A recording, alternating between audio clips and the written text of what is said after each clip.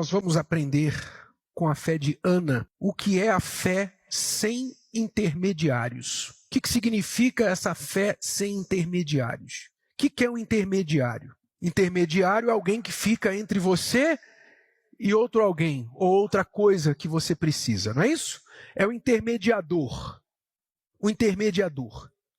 Que normalmente ele é suposto ajudar, mas acaba atrapalhando. Fé com intermediários é a fé religiosa, é a religiosidade. É quando a pessoa, ao invés de ir direto a Deus, ao invés de ela ir direto à palavra de Deus, ela vai a algo ou alguém para chegar a Deus. E esse intermediário pode ser o pastor, pode ser um amuleto que a pessoa carrega, coloca no corpo, coloca lá na casa dela. Ah, isso aqui vai me dar sorte, isso aqui vai me proteger. Pode ser um irmão de oração, não é isso? As pessoas gostam muito de, tem uma irmã que ora por mim, tem uma mãe de oração, eu sou mãe de oração do fulano, eu tenho uma mãe de oração que ora por mim, etc, etc. Não que orar pelas pessoas seja errado. Não há erros em orar pelas pessoas. O erro não é em quem ora por alguém. O erro é em quem recebe a oração de alguém, fica na dependência dessa oração. Não é errado você buscar atendimento do pastor quando você precisa de um aconselhamento, uma direção. Não é errado. Errado é você fazer do pastor o seu guru. Não fazer nada sem o pastor. Não faz nada. Tem gente que faz do pastor o guru dela, a ponto de ela não fazer nada sem consultar o pastor. Graças a Deus, na Igreja Universal, nós não temos essa prática. Quando a pessoa começa a se apegar muito a gente já logo corta. Por quê? Não é porque a gente não quer atender, não. É exatamente para que você não fique dependente da gente. Porque se você ficar dependente de mim, então você não vai usar a sua própria fé.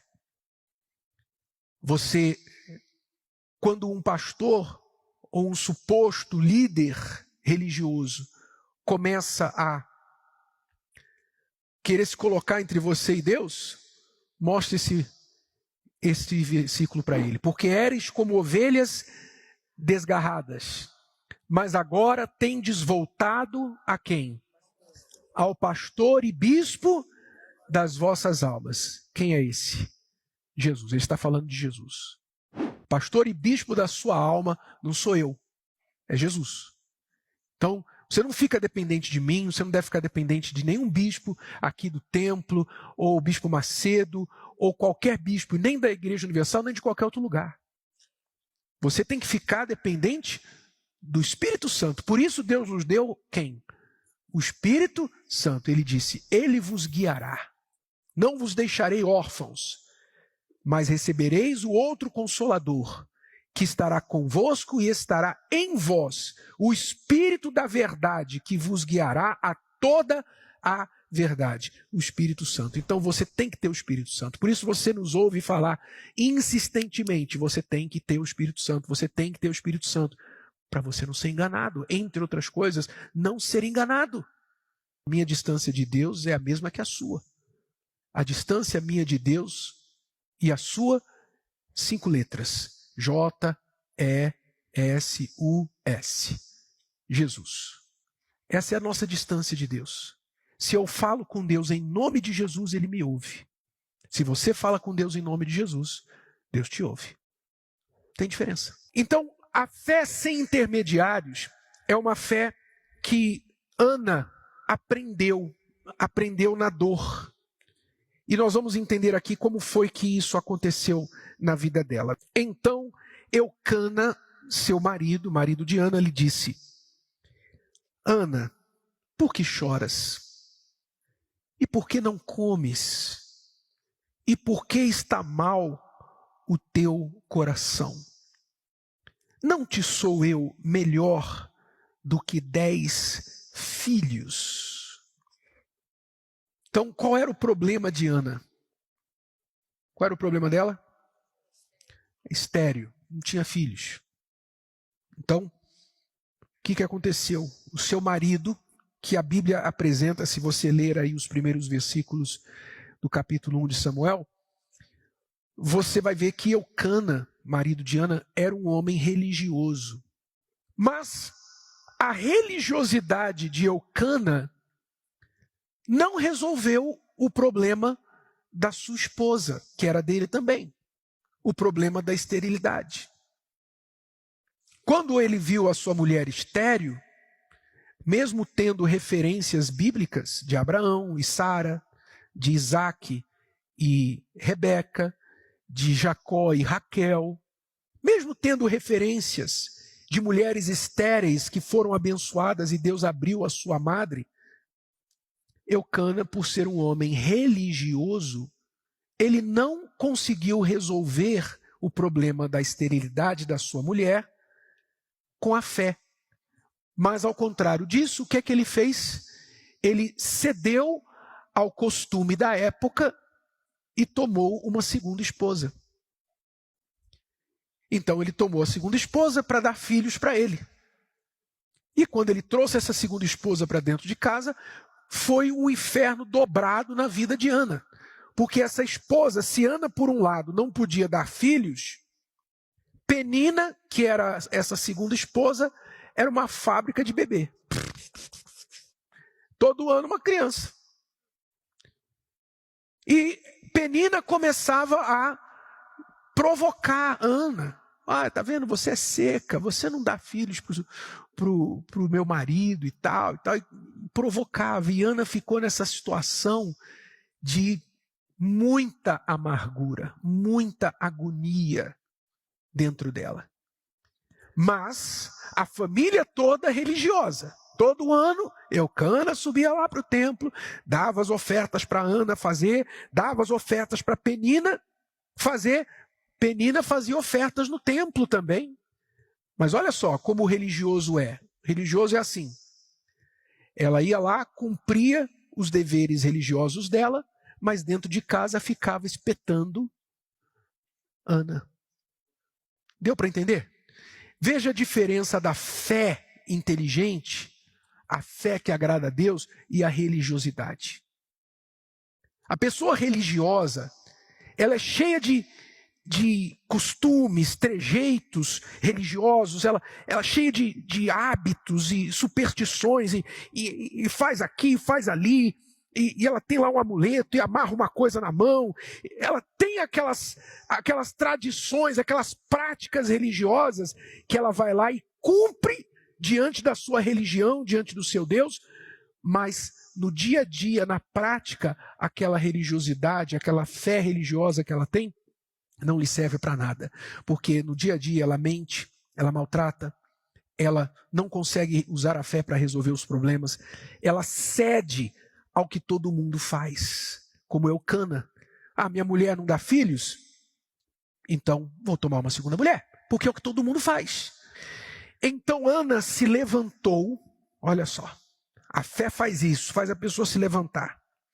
Ana se levantou depois que comeram e beberam em Siló, e Eli, sacerdote, estava sentado numa cadeira, junto a um pilar do templo do Senhor. Ela, pois, com amargura de alma, orou ao Senhor e chorou abundantemente. E fez um voto, dizendo: Senhor dos exércitos, se benignamente atentares para a aflição da tua serva, e de mim te lembrares, e da tua serva não te esqueceres, mas a tua serva deres um filho, homem, ao Senhor o darei todos os dias da minha vida. Quer dizer, Ana, quando ela não aguentou mais aquela dor, ela se levantou, deixou lá o marido falando sozinho, deixou a outra mulher falando sozinha, subiu ao monte Siló, onde ficava o templo, passou pelo sacerdote que estava lá, sentado na cadeira como uma mobília no templo, que também depois isso é outra história, mas eles estavam todos caídos, Eli com os filhos dele, todo mundo mal, mas independente daquilo, Ana foi direto a Deus, prostrou-se, e ali ela derramou a sua alma em oração para Deus, derramou a sua aflição, falou do seu desgosto, falou: meu Deus, eu não aguento mais isso, essa humilhação, e falo para o Senhor: se o Senhor me der um filho homem, eu vou devolvê-lo para ti, eu vou oferecer esse filho, aquilo que eu mais quero, eu vou dar de volta para o Senhor, mas tira essa vergonha de mim. Quando Ana fez essa oração, algo mudou dentro dela. Tanto mudou que quando ela se levantou para ir embora, o rosto dela já não estava mais triste, já mudou o semblante. Dali a 3 meses, ela engravidou. 1 ano depois daquela oração, nascia quem? O profeta, quer dizer, o que veio a ser o profeta Samuel. Você sabe o que quer dizer o nome Samuel? O significado do nome Samuel? Sabe o que quer dizer Samuel? Samuel quer dizer ouvida por Deus. Samuel significa Deus me ouviu. Deus me ouviu. Ou seja, no nome da criança, ela contou o testemunho dela. Porque ela falou que Deus a ouviu, quer dizer, sem intermediários, direto, Deus me ouviu. E aquele homem veio a ser um grande homem que depois, mais ou menos aos 3, 4 anos de idade, ela cumpriu o voto, entregou o filho lá no templo para que ele fosse criado como um homem de Deus, e depois Deus deu para ela ainda mais 6 filhos. Ana removeu a sua vergonha, transformou a sua vida. Mas tudo por quê? Porque a sua fé irrompeu aqueles protocolos, aquelas barreiras religiosas. Ela saiu de debaixo da religiosidade e tomou a situação nas próprias mãos. Ela não ficou mais dependendo do marido, não ficou mais dependendo de sacerdote, de ninguém. Ela foi a quem? A Deus, direto. Isso é a fé não religiosa. Essa é a fé. Então o que a fé te pede para fazer? O que a sua fé te pede? Se o vídeo de hoje te ajudou, você conhece alguém que vai ser ajudado por essa mensagem, passe adiante. E se você ainda não inscreveu aqui no canal, inscreva-se agora. Até a próxima.